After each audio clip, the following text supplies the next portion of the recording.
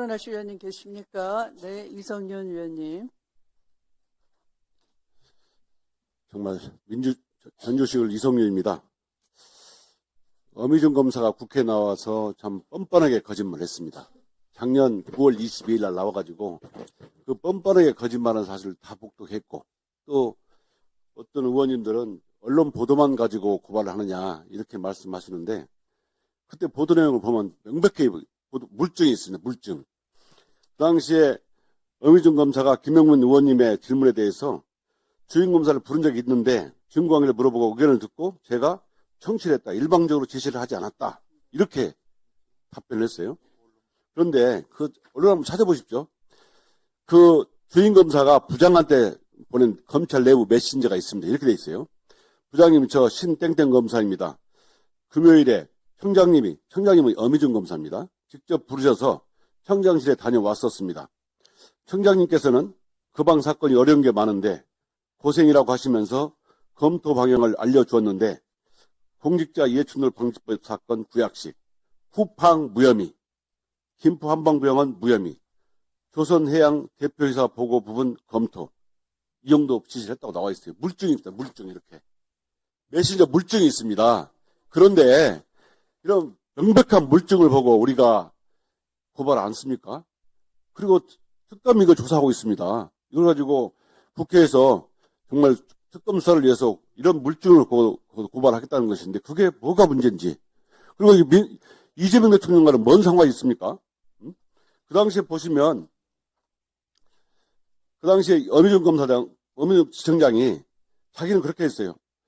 신검사가 배당받은 지가 10일 보름밖에 안 된 때예요. 그런 검사, 순진한 검사를 불러다 놓고 이 사건 이렇게 처리해라. 이거 결론까지 다 알려줬어요. 이게 명백한 외압이지 또 뭡니까?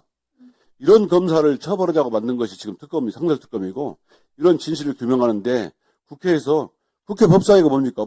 정의를 바로 세우는 것이잖아요. 법적 정의를 바로 세우기 위해서 저는 당연히 고발 조치를 해야 된다. 더군다나 언론 보도만 나온 게 아니고 물증까지 명백하게 보도된 상황에서 고발을 통해서, 우리 법사위가 고발을 통해서 정의를 바로 세우는 것이 맞다라고 생각합니다. 이상입니다. 네, 아까 제가 증인 고발의 그 필요성 사유를 말씀드릴 때 좀 정정해야 될 것 같습니다. 지금 방금 이성윤 의원님이 말씀하신 바와 같이 이 검찰 내부 메신저에 의하면입니다. 내부 메신저에 청장이 불러서 청장실에 다녀왔는데 검토 방향을 알려주셨다.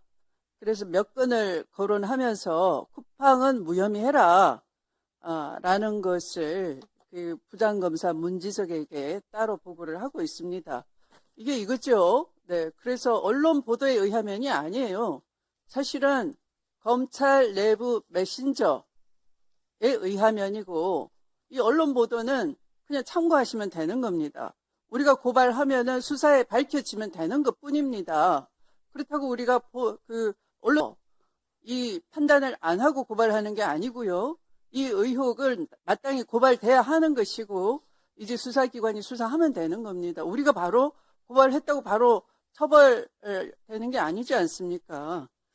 그리고 이것은 뭐 다른 의원님께서는 이 전국 지침이 있었던 것이고 어미준 부천 지청장만 그런 것이 아니다라고 하시는데, 쿠팡의 로비력이 전국에 뻗어 있어요.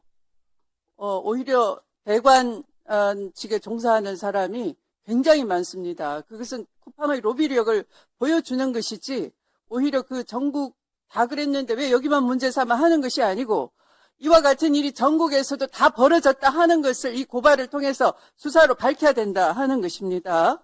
그리고 민주노총 탈퇴 이후 왜 부각되기 시작했느냐, 마치 민주노총에 무슨 그 음모와 거대한 공작이익의 끈이 이렇게 의혹 주는 것도 마땅치 않습니다. 사회적 경제적 지위를 위해서 민주노총이 있는 것이고, 이 민주노총이 이걸 문제 삼았으면 국회는 마찬가지로 같은 관심을 가져줘야 되는 것입니다. 그리고 이것이 마치 어미준 검사가 다뤘던 여러 정치 사안과 관련이 있는 듯이 얘기하는 것이지만, 그 사건은 그 사건대로 특검을 가동하거나 아니면 특별법을 만들어서 단호하게 처리하는 것도 우리 법사위의 향후의 일감일 것입니다. 이 사건과는 전혀 무관하다라는 말씀을 드리고 싶습니다. 그러면 네, 김기표 의원님으로부터 토론을 종결하자는 동의가 있었습니다. 해당 동의에 찬성하시는 의원님 계십니까? 네. 우선 이 해당 동의에 대해서는 찬성하는 위원님이 계시므로 국회법 제71조에 따라 토론 종결 동의가 의제로 성립되었습니다. 이에 대하여는 국회법 제108조에 따라 토론을 하지 않고 표결하도록 하겠습니다. 표결에 앞서 회의장에 계시는 위원님은 모두 재석위원 수에 포함된다는 점을 미리 말씀드립니다. 표결은 국회법 제112조 및 제71조 단서에 따라 거수 표결로 진행하도록 하겠습니다. 먼저 찬성하는 위원님은 손을 들어 주십시오.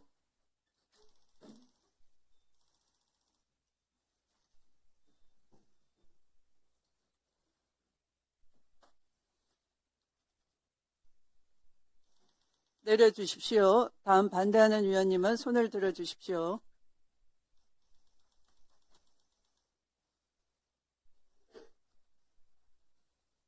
내려주십시오. 표결 결과를 말씀드리겠습니다. 재석위원 총 17인 중 찬성 10인 반대 7인으로 가결되었음을 선포합니다.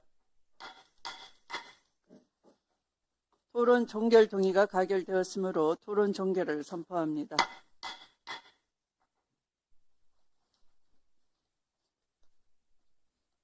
그러면 의사일정 제2항 증인 고발의 건을 배부해 드린 자료와 같이 의결하고자 하는데 이의가 없으십니까?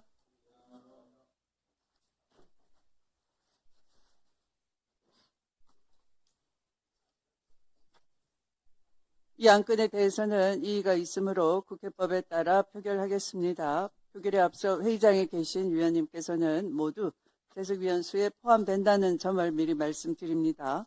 표결은 국회법 제112조와 제71조 단서에 따라 거수 표결로 진행하겠습니다. 먼저 찬성하는 위원님은 손을 들어 주십시오.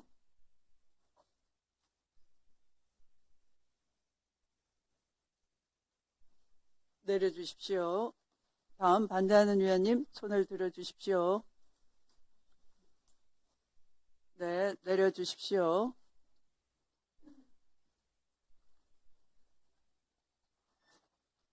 표결 결과를 말씀드리겠습니다. 재석위원 총 17인 중 찬성 10인 반대 7인으로 가결되었음을 선포합니다. 고발장 등의 작성 등 후속 절차에 대해서는 위원장에게 위임해 주시기 바랍니다.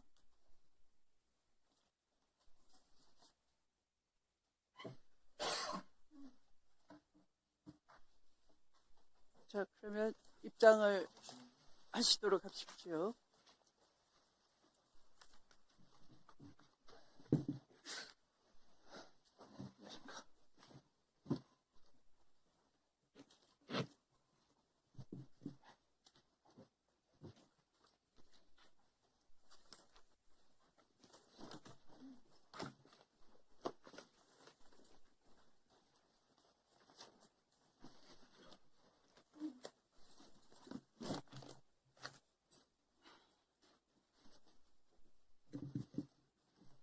네.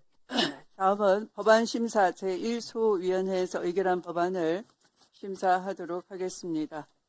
의사일정 제3항부터 제48항까지의 법률안을 일괄하여 상정합니다.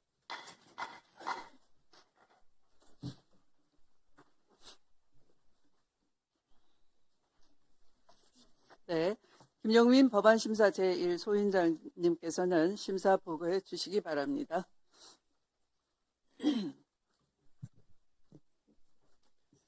법안심사 제1소위원장 김용민 의원입니다. 법안심사 제1소위원회에서 심사한 46건의 법률안에 대한 심사 결과를 보고드리겠습니다. 박규택 의원이 대표 발의한 공탁법 일부 개정 법률안은 대법원장이 법원 보관금을 보관할 은행을 지정할 수 있는 근거를 마련하고 법원 보관금을 보관하는 은행의 경우에도 공탁금과 같이 매년 그 운용 수익금의 일부를 공탁금관리위원회에 출연하여 사법서비스진흥기금으로 활용될 수 있도록 근거를 마련하는 내용입니다. 개정안은 부칙에서 시행일에 관한 사항만 규정하고 있으나 법원 보관금의 운용 수익금은 2025년에 발생한 운용 수익금부터 출연하도록 적용일을 두는 등 부칙을 보완하여 수정 의결하였습니다. 다음 민법 일부 개정 법률안 대안은 백혜련, 권칠승, 박지원, 서지영, 김한규 의원이 각각 대표 발의한 6건의 법률안을 통합 조정한 것으로 대안의 주요 내용을 말씀드리면 첫째, 피상속인에 대한 부양 의무를 중대하게 위반하거나 중대한 범죄 행위 및 그 밖의 심히 부당한 대우를 한 경우에는 직계존속, 직계비속 및 배우자 등 모든 상속인이 상속권 상실 선고의 대상이 될 수 있도록 하고 둘째, 상속 결격 및 상속권을 상실한 상속인의 직계비속은 대습상속을 인정하되 그의 배우자는 대습상속을 받을 수 없도록 하며 셋째, 피상속인을 특별히 부양하거나 피상속인의 재산 유지 또는 증가에 특별히 기여한 데 대한 보상으로 이루어진 증여, 유증은 특별 수익으로 보지 않도록 하는 내용입니다. 헌법재판소의 헌법불합치 결정사항을 법률에 반영하고 국민 정서에 부합하게 상속제도를 정비하는 것으로 의견을 모았습니다.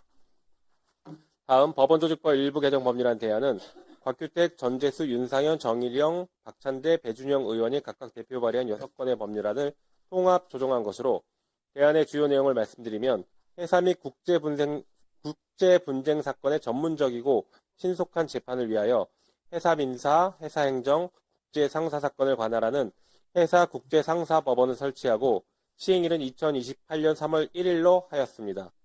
다음 각급 법원의 설치와 관할구역에 관한 법률 일부 개정 법률안 대안은 곽규택, 전재수, 윤상현, 정일영, 박찬대, 배준영, 권칠승, 이성윤, 안호영, 민홍철 의원이 각각 대표 발의한 10건의 법률안을 통합 조정한 것으로 대안의 주요 내용을 말씀드리면 해사국제상사법원을 인천과 부산에 설치하고 인천해사국제상사법원은 서울, 경기, 인천, 강원, 대전, 충남, 충북, 세종특별시를 부산해사국제상사법원은 대구, 경북, 부산, 울산, 경남, 광주, 전남, 전북, 제주를 각각 관할하는 것으로 하였습니다.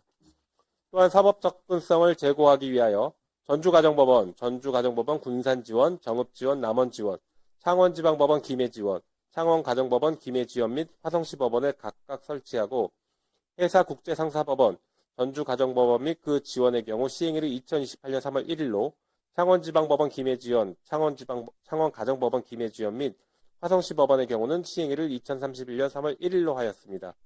다음 곽규택, 전재수, 박찬대 의원이 각각 대표 발의한 3건의 법률안을 통합 조정한 민사소송법 일부 개정 법률안 대안과 민사집행법 일부 개정 법률안 대안, 전재수 의원이 대표 발의한 소액사건 심파법 일부 개정 법률안, 전재수, 박찬대, 배준영 의원이 각각 대표 발의한 3건의 법률안을 통합 조정한 중재법 일부 개정 법률안 대안, 곽규택, 전재수, 박찬대, 배준영 의원이 각각 대표 발의한 4건의 법률안을 통합 조정한 선박 소유자 등의 책임 제한 절차에 관한 법률 일부 개정 법률안 대안은 해사 민사사건과 국제상사사건 등을 전담하는 해사국제상사법원이 새로 설치됨에 따라 각 법률에서 관할 법원 등에 관한 사항을 정비하는 내용입니다. 또한 지금까지 보고드린 해사국제상사법원 설치와 관련하여 해사행정사건과 해사공법에 따른 과태료 사건의 관할 정비가 추가로 필요하다고 판단되어 행정소송법 일부 개정 법률안과 질서위반 행위규제법 일부 개정 법률안을 마련하여 각각 우리 위원회 안으로 제안하기로 하였습니다. 보다 자세한 내용은 위원님 노트북에 게재된 자료를 참고하여 주시기 바랍니다. 이상 보고를 마치겠습니다. 네, 수고하셨습니다. 김영민 소위원장님을 비롯한 법안심사 소위 위원님들께서 많은 수고를 해주셨습니다. 감사드립니다. 다음은 안건에 대해 토론할 순서입니다. 토론 시간은 5분으로 하겠습니다. 법률안 심사를 위해서 정성호 법무부 장관님과 박영재 법원행정처장님께서 출석하셨습니다. 박영재 법원행정처장님은 새로 임명되시고 법사위에 처음 출석하신 것입니다. 간단히 인사 말씀 해주시기 바랍니다. 예. 방금 위원장님으로부터 소개받은 법원행정처장 박영재입니다. 저는 이제 지난 1월 16일 법원행정처장으로 보임돼서 지금 한 보름 정도 일을 하고 있습니다. 오늘 처음 법사위 전체에 출석했습니다. 위원장님을 비롯한 위원님들 많은 질책과 도움 주시고 국회와의 협력을 위해서 최선을 다해서 노력하겠습니다. 감사합니다. 네, 혹시 법원 행정처장님은 지난해 6월 3일 어떤 일을 하셨습니까? 지난해 6월 3일, 2025년 6월 3일에는 대법관으로 근무하고 있었습니다. 6월 3일은 전 국민이 근무하지 않았던 날입니다. 임시 공휴일이었습니다. 예, 왜 그렇습니까? 대통령 선거일로 기억합니다. 네. 그 선거일이 우리 대법관님, 법원 행정처장님으로 지명되신 우리 대법관님 때문에 하마터면 사라질 뻔했습니다. 어떻게 생각하십니까? 그날이 없을 뻔했습니다. 그러면 어떻게 됐겠습니까? 답변 한번 들어보고 적절한지 부적절한지 판단하십시다.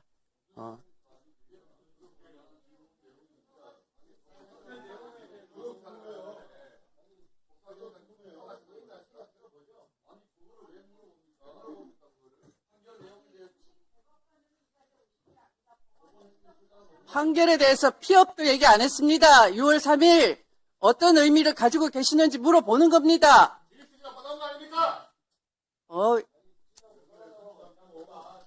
저 위원장한테 하는 자세가 그게 뭡니까?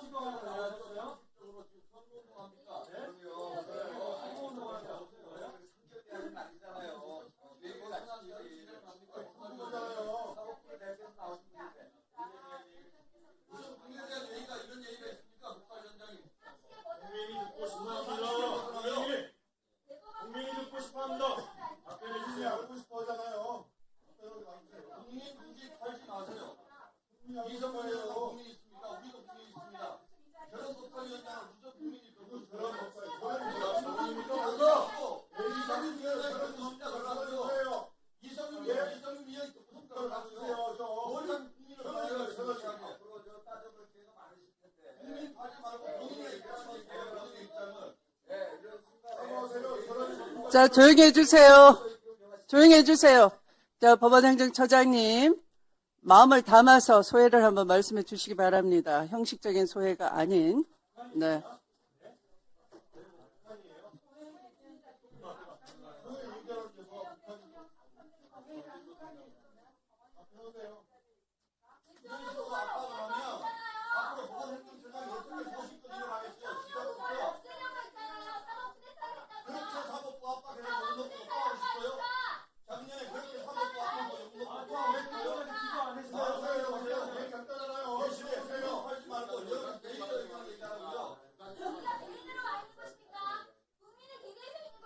여러분이 방해를 해서 위원장의 진행이 이루어지지 않고 있습니다. 협조해 주십시오. 자, 법원행정처장님, 국민들께서 보고 계십니다. 말씀 한번 해 주시기 바랍니다.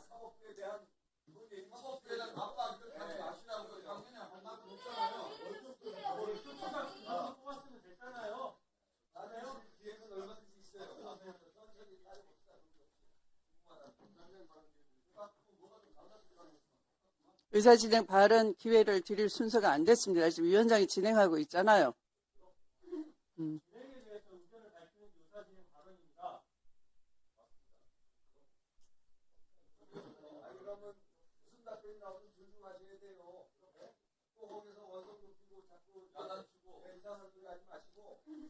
뭐 그렇게 국회의원님들이 어린애 다루듯이 엄호하거나 하지 않아도 잘 하실 겁니다. 답변을 한번 들어봅시다.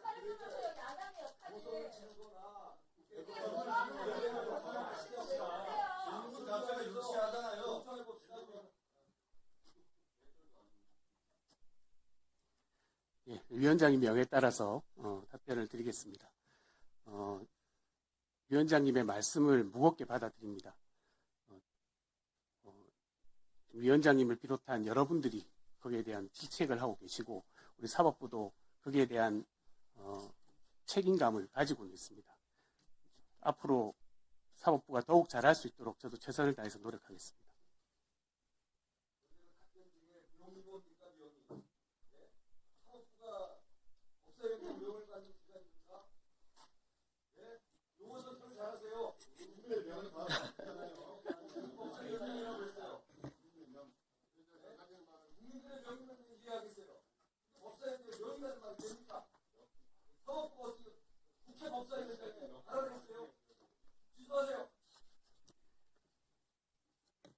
네, 네.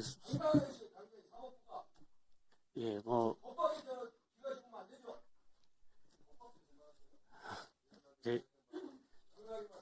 제가 선택한 용어에 문제가 있었다면 그에 대해서는 죄송스럽게 생각합니다.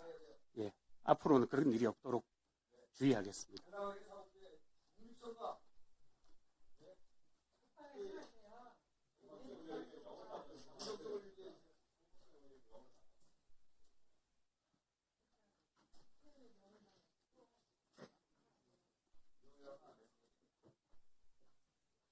자, 지켜보겠습니다. 답변은 매우 미흡하고 유감입니다. 진행을 위하여 네, 위원님들은 협조해 주시기 바라고요. 자, 그러면 토론하실 위원님.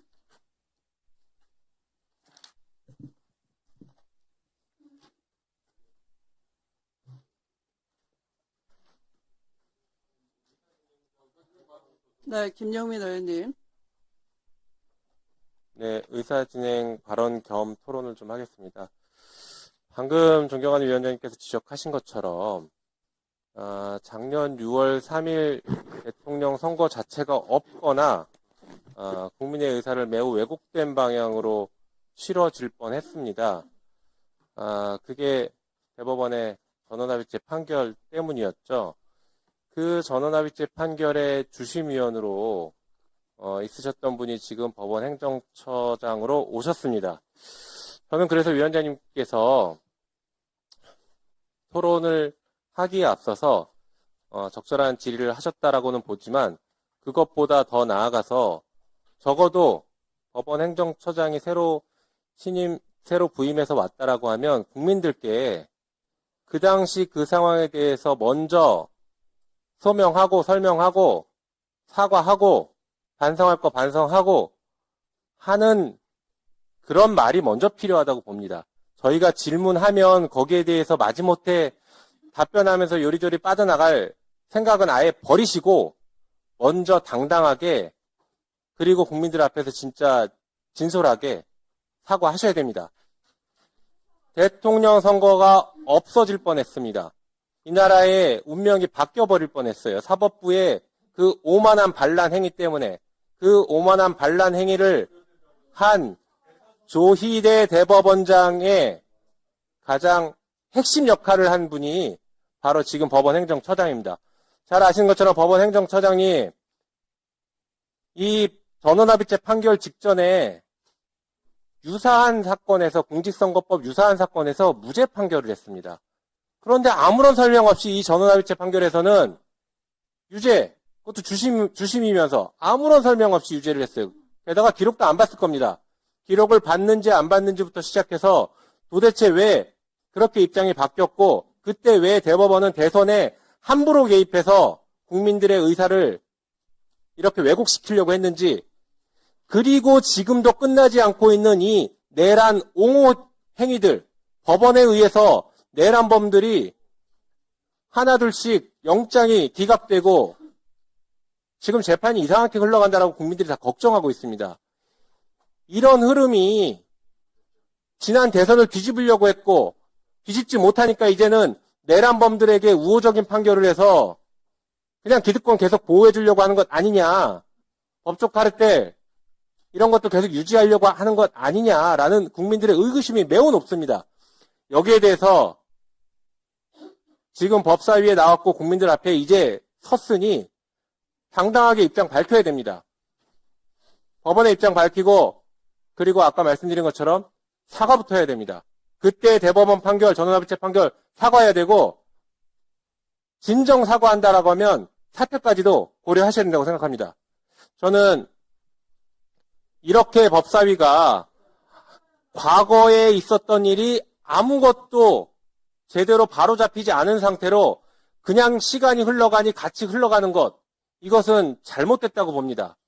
과거 친일파 청산 못하고 시간 흘러갔더니 지금 아직까지도 이 대한민국의 친일파의 역사들이 우리의 통합을 가로막고 있고 그 기득권 유지하는데 지금 암약하고 있습니다. 이 내란범 우리가 제대로 청산하지 못하고 있다 보니까 앞으로 지금은 그냥 또 시간 흘러갈지 모르겠지만 앞으로 내란범 제대로 청산하지 못하면 10년 뒤, 20년 뒤에 계속 이것이 분열의 요소가 됩니다. 그리고 방금 말씀드린 사법부가 함부로 대선에 개입해서 국민주권의 정면으로 도전했던 그 행위가 바로잡히지 않으면 여전히 사법부는 국민 위에 계속 군림하려고 할 것입니다. 그러니 법원행정처장 지금 이 문제에 대해서 입장 분명하게 밝히고 제대로 사과하고 저는 기왕이면 사퇴하실 것까지도 권고합니다. 위원장님 이런 의사진행부터 해주시면 좋겠습니다. 먼저 입장을 좀 진지하게 들었으면 좋겠습니다. 이상입니다. 네. 저도 답변이 필요하다고 봅니다. 답변해 보십시오. 예.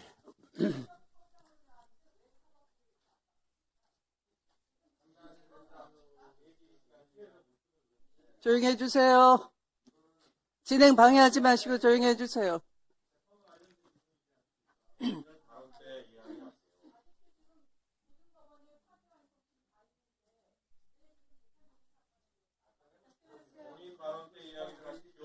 국민 주권과 관련된 사안입니다. 재판 관련 아니고요. 답변해 보십시오.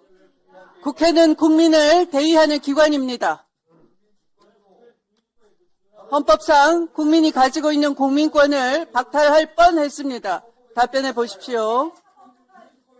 조용히 하시고요. 조용히 하십시오. 귀가 다 아픕니다. 답변해 보십시오.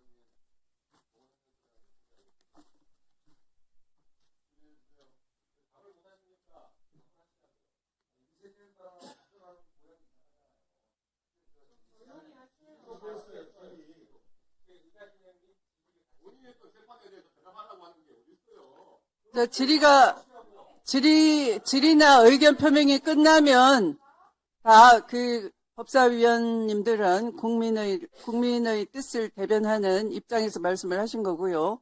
답변 의무가 있습니다. 답변해 보십시오. 예, 제가 지난 5월 1일에 있었던 전원합의체 판결의 이제 주심 판사로서 법원 행정처장으로 보임된 것에 대한 여러 가지 의견들을 말씀해 주셨던 것 같습니다. 일단 먼저 지난 전원합의체 판결과 관련해서 말씀드리자면 헌법과 법률에 따라서 했던 절차에 맞는 판결이라고 말씀드릴 수밖에 없습니다.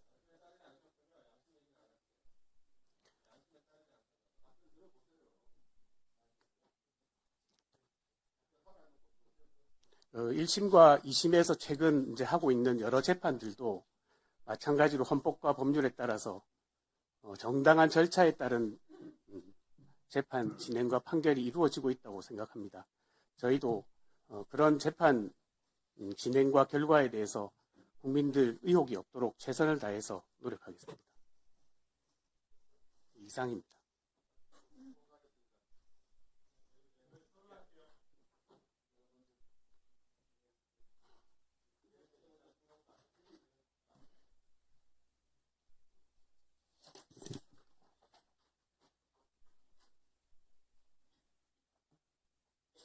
자, 어차피 다 위원님들이 질의하실 것 같으니까 질의 순서지에 따라서 가도록 하겠습니다. 그럼 배부해드리고, 네. 잠깐만 손 내리시고요. 질의 순서지 배부를 하도록 하겠습니다.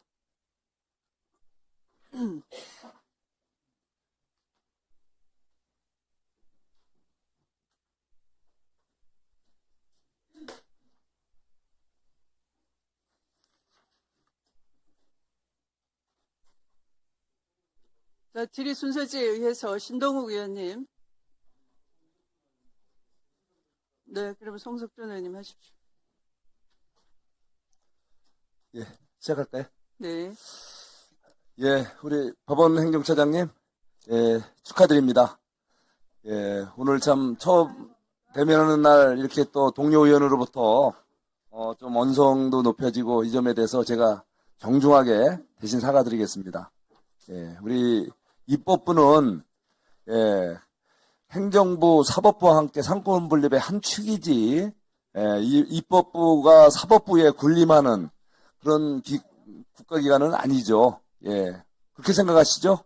예, 예, 그거는 주권자인 국민들께서 엄명을 하셨고 그 엄명은 헌법 구절구절에 그게 아로새겨 있잖아요.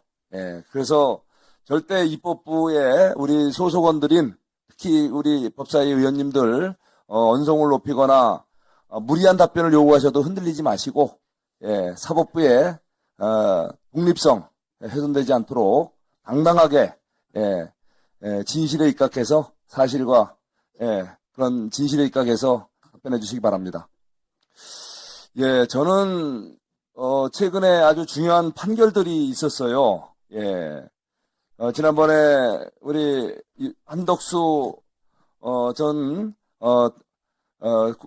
대통령 대행님에 대한 이 판결에서 검찰 그것도 이제 아주 무리한 수사를 했던 특검의 그런 구형량보다 정말 엄청나게 많은 23년이 선고가 됐고 그리고 또 김건희 여사에 대한 그 또 수사에서 특검에 또 엄청난 그런 구형이 있었는데 실제 선고는 굉장히 낮게 이렇게 책정됐다고 하면서 우리 민주당 측에서는 이 두 재판을 놓고서 하나는 엄청 잘 됐다.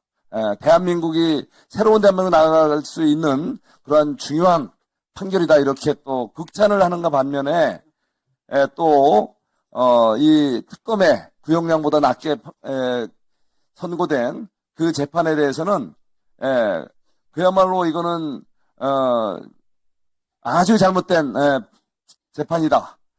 그러면서 즉각 항소를 하라고 마치 감독이 선수에게 이렇게 지시하듯이 이렇게 또 사법부에 간섭하는 행태를 보였습니다. 우리 이제 새로 이게 오늘 이제 취임해서 오늘 이 자리에 하신 우리 법원행정처장님 이런 입법부의 행태에 대해서 절대 불하지 말고 항상 법리와 사실관계에 따라서 엄정하게 재판해 줄 수 있도록 해줄 수 있죠? 예.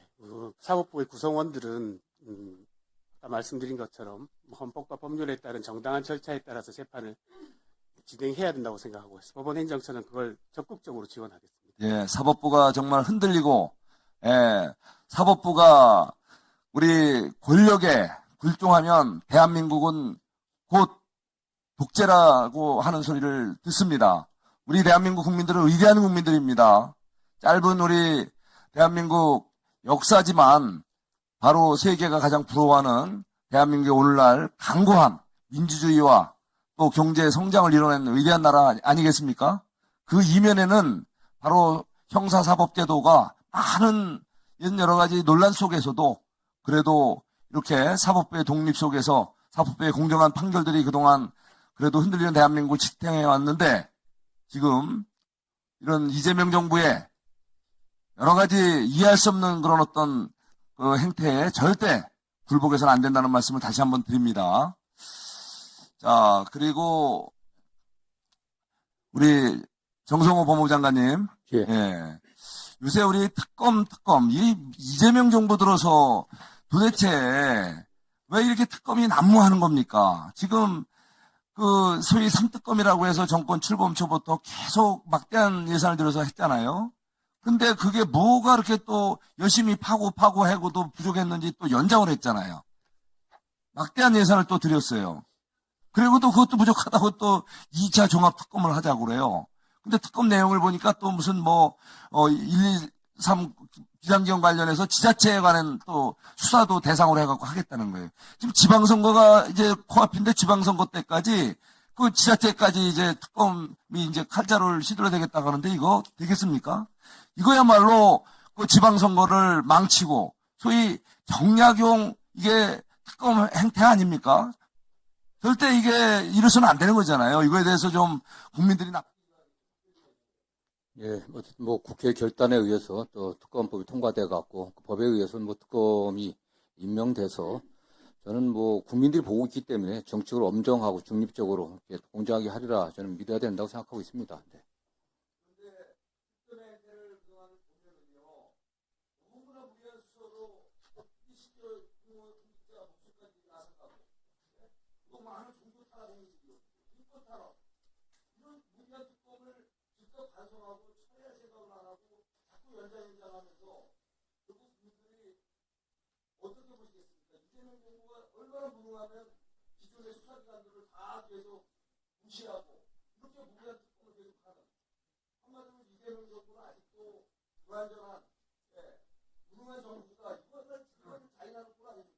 이재명 그렇게 생각하지 않고 이재명 정부가 무능한 게 아니라 기존의 수사기관들에 대한 국민적 신뢰가 거의 땅에 떨어져 있지 않습니까? 그런 거에 대한 어떤 불신 때문에 어떤 정책 결단을 국회에서 하신 거로 좀 보고 있습니다. 네.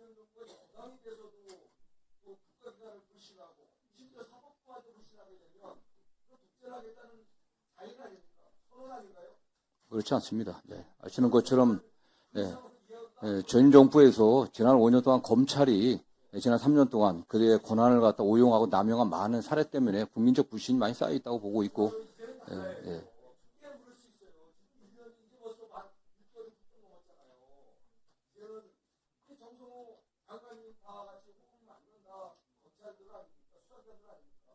저희들한테 어떤 검찰이 정말 그 과거의 잘못에서 벗어나갖고 또 새로운 검찰로 거듭나려고 노력을 하고 있고요. 어쨌든 그거는 또 국회에 결단해 주신 공소청, 중수청, 또 수사 기소 분리 또 이런 원칙이 입법화 좀 되고 있기 때문에 앞으로는 잘 되리라 봅니다. 네.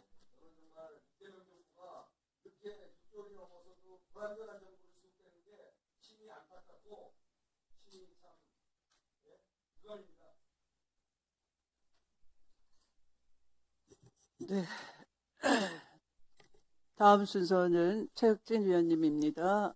5분입니다. 네. 법원의